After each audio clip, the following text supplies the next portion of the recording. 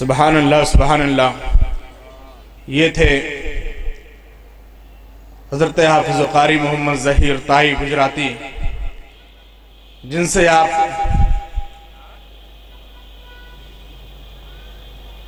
ان کے مخصوص لب و لہجے میں نعت مصطفیٰ صلی اللہ علیہ وسلم سماعت کر رہے تھے۔ حضرات، جیسا کہ آپ کو معلوم ہے کہ مدرسہ حنفیہ ضیاء القرآن شاہی مسجد بڑا چاندگن لکھنؤ کی جانب سے ہونے والے اس پروگرام میں علماء شورا کی ایک لمبی فہرست ہوتی ہے، لیکن معذرت کے ساتھ چونکہ حضور رفیق ملت ابھی تھوڑی ہی دیر میں رونق اسٹیج ہونے والے ہیں، اس لیے بہت تیزی کے ساتھ پروگرام کو آگے بڑھاتے ہوئے آئیے اپنے اس معزز باوقار عالم دین اور خطیب اہل سنت جو ممبئی کی سرزمین سے چل کر کے ہمارے اور آپ کے درمیان تشریف لائے ہیں، بلا تاخیر میں خطیب اہل سنت حضرت علامہ مولانا مفتی ذوالفقار احمد صاحب قبلہ خطیب و امام رضا جامع مسجد ساکینہ کا ممبئی کی بارگاہ میں مؤدبانہ گزارش کروں کہ حضرت مائک پہ تشریف لائیں اور اپنے خطاب نایاب سے ہم سامعین کو نوازیں۔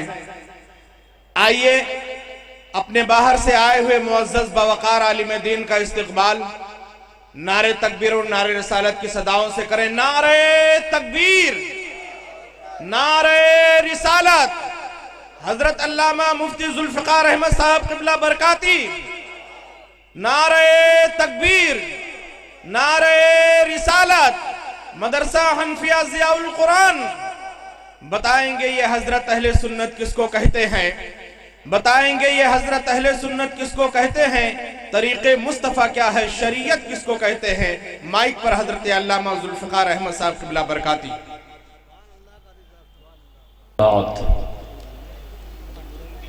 فاعوذ باللہ من الشیطان الرجیم، بسم اللہ الرحمن الرحیم۔ انا نحن نزلنا الذکر وانا لہ لحافظون۔ آمنت باللہ، صدق اللہ العظیم۔ عقیدت و احترام و محبت کے ساتھ آئیے ہم اور آپ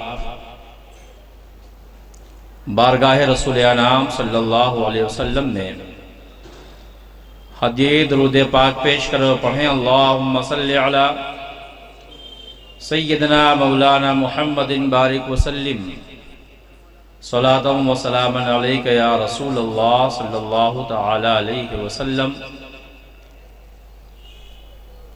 حضرات،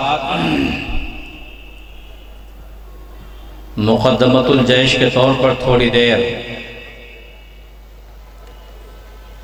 میں اس عظیم الشان کانفرنس میں اپنے معروضات پیش کرنے کے لیے حاضر آ گیا ہوں۔ اسٹیج پر بہت سارے علم و فضل کے کوہ ہمالہ،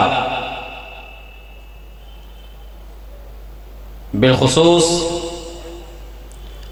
مناظر اہل سنت حضرت علامہ مفتی شمشاد احمد صاحب قبلہ مدد ظلہ نورانی، معتمد حضور تاج الشریعہ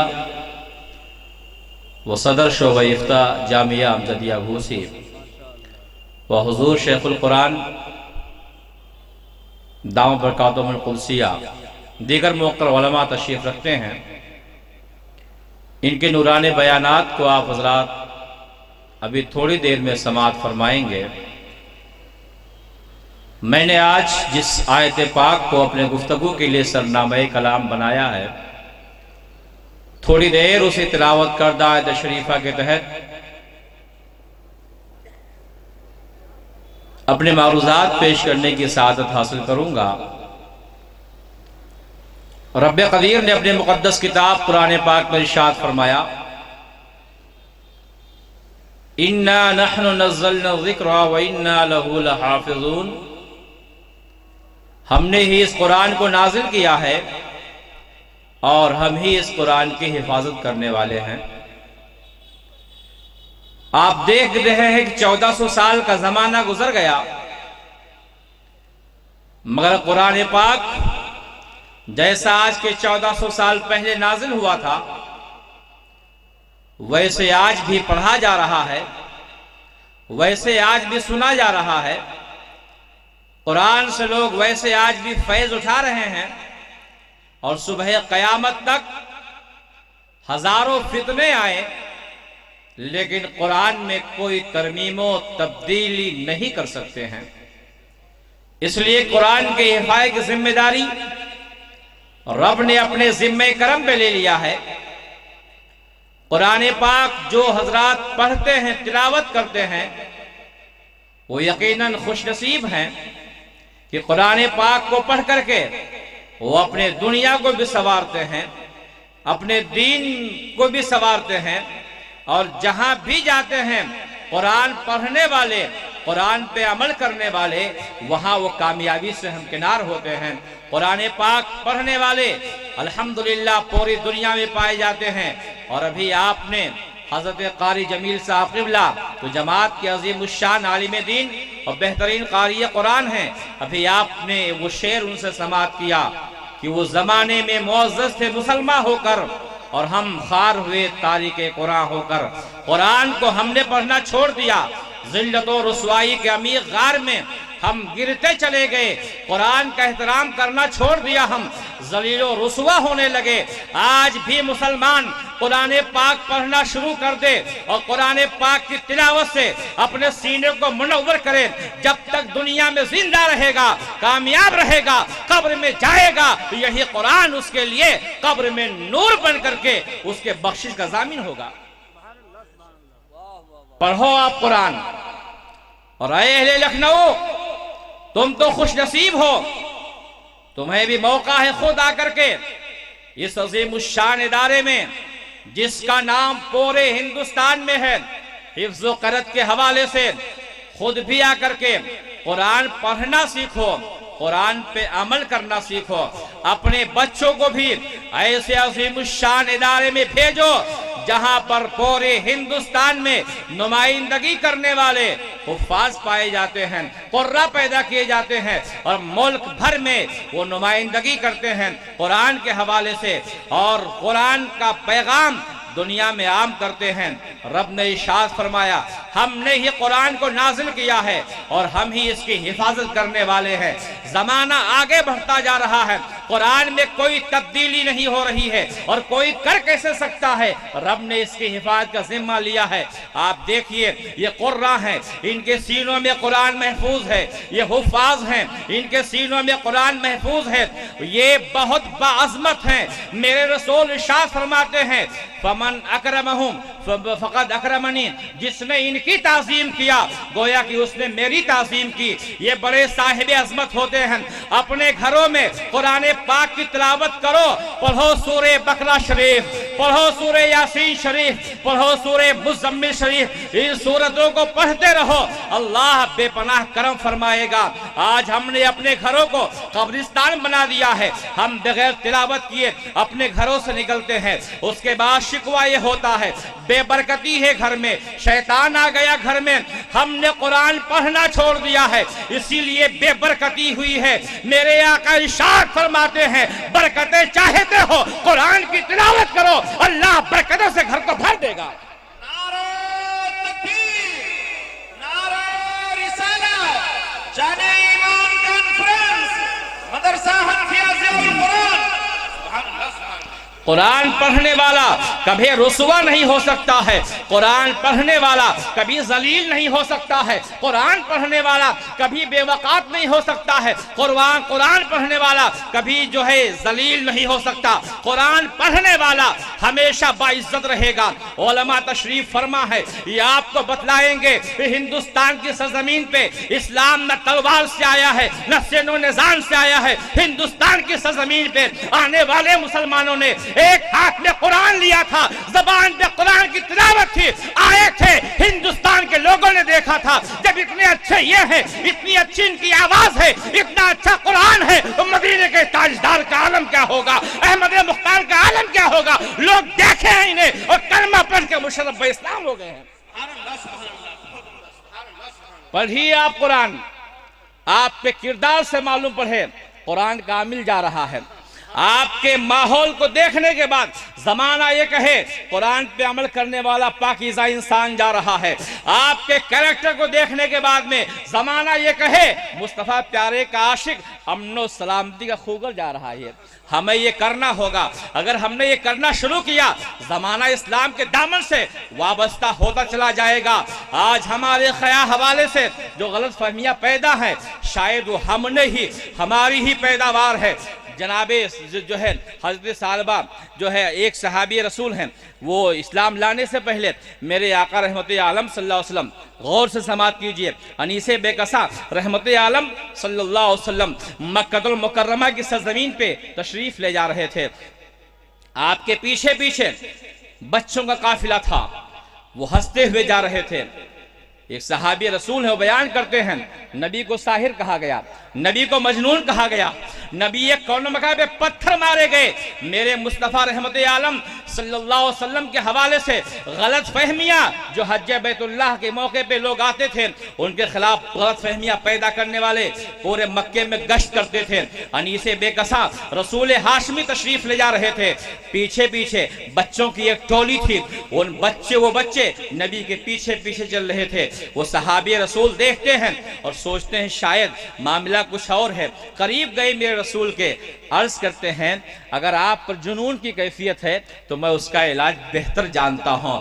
میرے رسول مسکرائے جان سی کلیوں میں پڑ گئی اور یوں لب کشا ہوئے گلستہ بنا دیا۔ مسکرائے کیا میرے آقا، پورا مکہ منور ہو گیا۔ نبی کون و مکان نے قرآن کی چند آیتیں تلاوت کی، دم بخود وہ سنتے رہے، دیکھتے رہے اور وہیں پہ پڑھ لیا اشہد ان لا الہ الا اللہ واشہد ان محمد عبدہ ورسولہ۔ کلمہ پڑھ کر کے وہ مشرف با اسلام ہو گئے۔ بڑے بڑے فصحائے عرب، بڑے بڑے بلغائے عصر جو ہے جب قرآن کو سنے ہیں، بڑے بڑے قریش کے خطیب جب قرآن پاک کی تلاوت سنے ہیں تو انہوں نے سنانید قریش سے کہا ہے یہ قرآن نہ کہانت ہے، نہ جادوگری ہے، نہ کسی انسان کا بنایا ہوا کلام ہے، یہ منزل من السماء ہے، اس کی بے پناہ برکتیں ہیں، کوئی اس کی مثال نہیں لا سکتا ہے۔ آج زمانہ کچھ بھی کہے، 1400 سال سے قرآن چیلنج کر رہا ہے۔ وَإِن كُنتُمْ فِي رَيْبٍ مِّمَّا نَزَّلْنَا عَلَىٰ عَبْدِنَا فَأْتُوا بِسُورَةٍ مِّن مِّثْلِهِ وَادْعُوا شُهَدَاءَكُم مِّن دُونِ اللَّهِ إِن كُنتُمْ صَادِقِينَ۔ رب کائنات نے اعلان فرما دیا کہ اگر تم کسی شک میں ہو، وَإِن كُنتُمْ فِي رَيْبٍ مِّمَّا نَزَّلْنَا، جو ہم نے اپنے محبوب پہ نازل کیا، تو تم اس جیسی ایک آیت تو لا کے بتا دو۔ زمانہ ایک آیت نہ لا سکا، ایک سورت نہ لا سکا، اور کیسے لا سکتا ہے؟ یہ کسی انسان کا بنایا ہوا کلام نہیں ہے، یہ رب کریم کا اتارا ہوا کلام ہے۔ اس کی عظمتوں کو اگر آپ کو سمجھنا ہے تو آپ تاریخ پڑھو، آپ قرآن پاک پڑھو، آپ احادیث مبارکہ پڑھو۔ آپ یہاں سے جانے کے بعد میں یہ عہد و پیمان کر لو، صبح جب اٹھیں گے تو ہمارے گھر میں سب سے پہلے جو آواز گونجے گی وہ تلاوت کلام اللہ ہوگی۔ واللہ العظیم میں کہتا ہوں اگر آپ یہاں سے جانے کے بعد میں یہ عمل شروع کریں تو کل سے گھر جنت کے باغوں میں سے ایک باغ بن جائے گا انشاءاللہ۔ پڑھنا تو آپ شروع کیجئے، قرآن کا احترام کرنا تو شروع کیے۔ آج عالم یہ ہے کہ ہم اپنے بچیوں کو شادی میں قرآن دیتے ہیں، ٹی وی دیتے ہیں، تو قرآن کو تو طاقت میں سجا کے رکھ دیا جاتا ہے اور ٹی وی کو روز آن کیا جاتا ہے، روز کھولا جاتا ہے، روز دیکھا جاتا ہے۔ ہم خوار و ذلیل و رسوا اسی بنیاد پہ ہوئے ہیں، ہم نے قرآن پڑھنا چھوڑ دیا ہے، احترام قرآن چھوڑ دیا ہے۔ حضرت ہندوستان کے راجہ ہمارے خواجہ سرکار عطا رسول فی الہند ارشاد فرماتے ہیں ایک ایسا شخص تھا جو گنہگار تھا، عصیاں شعار تھا، گناہوں کے دلدل میں پھنسا ہوا تھا، اس کا انتقال ہوتا ہے، دنیا سے جاتا ہے۔ اسے کسی نے خواب میں دیکھا تھا اور سوال کر دیا تھا، او مرنے والے، وہ دنیا سے جانے والے، ما فعل اللہ بکا، رب نے تیرے ساتھ کیا برتاؤ کیا؟ مرنے والا کہتا ہے میں جنت کی بہاروں میں ہوں، حوران بہشتی مجھے بلائے لے رہی ہیں، میں نعمتوں میں سرشار ہوں۔ اس کے بعد کہا تھا یہ مقام تجھے کیسے ملا، یہ جنت کی بہاریں تجھے کیسے میسر آئیں؟ जवाब समाप्त कीजिए। उस गुनहगार का, उस खाती का, उसने कहा था मैं बिला शुबहा गुनहगार था, इस्याशार था, लेकिन जब मैं कहीं गुजरता था कुरान पाक को देख लेता तो दस्त बस्ता में खड़ा हो जाता था। एहतराम के निगाहों से कुरान पाक को देखता रहता था, यहां तक कि मेरा दिल मसरूर हो जाया करता था। अल्लाह अकबर, अगर कोई कुरान को देखे तो अल्लाह उसकी बख्शिश फरमा दे। एहतराम की निगाह से तो इन हुफ्फाज़ कुर्रा दारुल हनफिया में पढ़ाने वाले इन कुर्राए इज़ाम का कारी ज़ाकिर साहब क़िबला, कारी गौसूरा साहब क़िबला, कारी जमील साहब क़िबला, कारी अय्यूब साहब, दीगर कुर्राए इज़ाम हैं जो सुबह शाम कुरान की तालीम देते हैं, कुरान को आम करते हैं। फिर इनके मकाम का अंदाजा कौन लगा सकता है और फिर इनके अज़मतों का अंदाजा कौन लगा सकता है। कुरान मजीद सिर्फ एहतराम से देखने की बुनियाद पे रब बख्शिश फरमा दे रहा है, तो जो सुबह शाम कुरान मजीद की तिलावत करते हैं, तिलावत करने का ढंग अता फरमाते हैं, उनका मकाम कितना बुलंद होगा। महमूद गज़नवी का नाम आपने सुना होगा, अपने वक्त के बहुत बड़े बादशाह थे, अज़मतों के हामिल थे, कुरान का बेपनाह एहतराम करते थे। वो एक दिन अपने हुजरे में गए आराम करने के लिए, कुरान पाक उसी हुजरे में रखा हुआ पाया, उन्होंने उठाया, अपने हाथों में लिया, अपने आंखों से लगाया, ले जाके दूसरे कमरे में रख दिया। रखना था, रूम में आए, ख्याल आता है हमने कुरान को उठा के रख दिया। होना तो ये चाहिए था जहां कुरान था वहीं रखा जाता और मैं जाके दूसरे कमरे में आराम करता, और आप फिर कुरान पाक को लाके वहीं रख दिए जहां कुरान पाक रखा हुआ था। उसके बाद निकले, वापस गए और दूसरे कमरे में खुद आराम करने लगे। जब उनका इंतकाल हुआ था, देखने वालों ने देखा था, आलम ये था जन्नत की बहारों में लोग उन्हें देख करके सवाल करते हैं किस बुनियाद पे रब ने तुम्हारी बख्शिश फरमा दी। वो फरमाते हैं एहतराम कुरान की बुनियाद पे रब ने मेरी बख्शिश फरमा दिया। आज न हमारे अंदर कुरान का एहतराम है, न फरामीन कुरान पे हम अमल करते हैं, न हम ये सोचते हैं कुरान पढ़ने से हमें फ़ायदा क्या होने वाला है। हम तो कुरान से कोसों दूर नजर आते हैं। पढ़ो सूरह मुज़म्मिल, पढ़ो सूरह मुल्क। सूरह मुल्क के बारे में तो ये आता है, रोज़ाना तिलावत कीजिए। फरमाया मेरे आका रहमत आलम सल्लल्लाहु अलैहि वसल्लम ने अपने सहाबा के झुरमुट में मजमे सहाबा लगा हुआ है। आका इरशाद फरमाते हैं, ऐ मेरे सहाबा, तुमसे पहले एक ऐसा शख्स गुजरा है जो जब उसे दफन किया गया, कब्र में रखा गया और फरिश्ते उससे सवाल करने के लिए आए। फरिश्ते आए ही थे कि उनके सामने एक नूर नमूदार होता है, एक नूर जाहिर होता है और उनसे फरिश्तों से कहता है इस मरने वाले को अजाब नहीं दे सकते हो, हट जाओ इसके सामने से। अब वो फरिश्ते फरिश्ता महवे हैरत है, क्या कहना चाहते हो, हमें जो हुक्म हुआ है हमें वही करना है। कहा नहीं अजाब दे सकते हो। फरिश्ते ने कहा अगर इनकी सिफारिश करनी है बारगाह मौला में चले जाओ। वो कुरान की मुकद्दस सूरे जिसको सूरे मुल्क कहा जाता है, वो मरने वाला शख्स वो जो है सूरे मुल्क की तिलावत करता था, जिसको सूरे मुंजिया भी कहते हैं, जिसको सूरे वाक़िया भी कहते हैं और जिसको सूरे मानिया भी कहते हैं। कई नाम है इस मुकद्दस सूरत के। वो बारगाह मौला में उस सूरत की हाजिरी हुई, गज़ब में है वो सूरत। बारगाह मौला में जब उस सूरत की हाजिरी हुई तो रब फरमाता है गज़ब का मसला क्या है, क्यों गज़बनाक हो। अर्ज किया उस सूरत ने, मौला ये मरने वाला शख्स मेरी तिलावत किया करता था, मुझे पढ़ा करता था, और जो मुकद्दस कलाम तूने अपने महबूब पे नाजिल किया है उसी मुकद्दस कुरान की एक सूरत में भी हूं। अरे मौला अगर तू इसे अजाब देना चाहता है तो पहले मुझे अपने महबूब पे नाजिल शुदा कुरान पाक से खारिज फरमा दे, निकाल दे। रब ने इजाजत अता फरमा दिया, जा तेरी सिफारिश कबूल कर ली गई है। वो कुरान पाक की सूरे मुल्क, फिर वापस वो सूरे आई और फरिश्ता उसे देख के वापस चला जाता है। किस कदर मोहब्बत सूरे मुल्क अपने पढ़ने वाले से करती है। वो आती है सूरत और उस मरने वाले के मुंह पे अपना मुंह रख देती है। मचल के कह दो सुभान अल्लाह। वो सूरे मुल्क मरने वाले के मुंह पे अपना मुंह रख के उससे कहती है यही वो मुंह है جو قرآن مقدس کی تلاوت کیا کرتا تھا۔ یہی وہ سینہ ہے جس میں سورہ ملک محفوظ تھا، یہی وہ قدم ہے جس پہ کھڑے ہو کر کے یہ قرآن مقدس کی تلاوت کیا کرتا تھا۔ اگر قبر میں روشنی چاہتے ہو تو قرآن کی تلاوت کرو، قبر کو منور رکھنا چاہتے ہو تو قرآن کی تلاوت کرو، گھروں میں برکت چاہتے ہو تو قرآن کی تلاوت کرو۔ آج ہم نے قرآن کی تلاوت کو چھوڑ دیا ہے، ہم نے اپنے کلچر کو چھوڑ دیا ہے۔ جن ہاتھوں میں پہلے قرآن ہوتا تھا آج انہی ہاتھوں میں شراب کی باٹلیں نظر آتی ہیں۔ جن نگاہوں سے لوگ پہلے بار بار قرآن کو دیکھتے تھے آج انہی نگاہوں سے فلم دیکھا جا رہا ہے۔ برائیوں کے دہلیز پہ ہم جا رہے ہیں۔ اے میرے قوم کے نوجوانوں، قرآن پڑھو، قرآن کو اپنے ساتھ رکھو، قرآن کی تلاوت کرو۔ شراب پینے کے لیے نہیں پیدا کیے گئے ہو۔ یہ جان ایمان کانفرنس سے یہ پیغام دینا چاہتا ہوں، قرآن نے اس کو نجس کہا ہے، ناپاک کہا ہے۔ آج عالم یہ ہے، ہمارا نوجوان شراب کی باٹل اپنے ہاتھ میں رکھتا ہے، جوا اپنے ہاتھوں سے کھیلتا ہے، ظلم کرنے کے لیے اپنے قدموں سے چلتا ہے۔ یہ ہاتھ جب تک ان ہاتھوں میں قرآن پاک لے کے ہم چلے ہیں، زبان پہ گالی گلوچ کے بجائے قرآن کی تلاوت کرتے ہوئے چلے ہیں، تو ہمارے سامنے جو بھی آیا ہے محبت سے آیا ہے، ان آیتوں کی بارش کرتا ہوا آیا ہے۔ آپ کو معلوم ہوگا کہ جب خاقان چین نے ایک مسلمان کو قید میں گرفتار کیا تھا، اور قید میں گرفتار اس لیے کیا تھا کہ وہ اسلام کا دائی تھا، امن کا دائی تھا، امن کا سپاہی تھا، امن کا خوگر تھا، تو اس کو قید میں ڈال دیا گیا تھا۔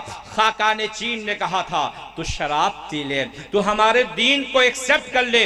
مسلمان نے کہا تھا جن نگاہوں میں رسول کا حسن سما جائے وہ کسی اور کو قبول نہیں کر سکتا، وہ تو کہہ رہا تھا اب میری نگاہوں میں جچتا نہیں کوئی، جیسے میرے سرکار ہیں ویسا نہیں کوئی۔ رسول ہاشم کا دین میں نے اپنایا ہے، اب کسی دین کو کیسے قبول کر سکتا ہوں؟ وہ قرآن پڑھنے والا تھا، اس قرآن کی سورتوں کا تالی تھا، تلاوت کرنے والا تھا۔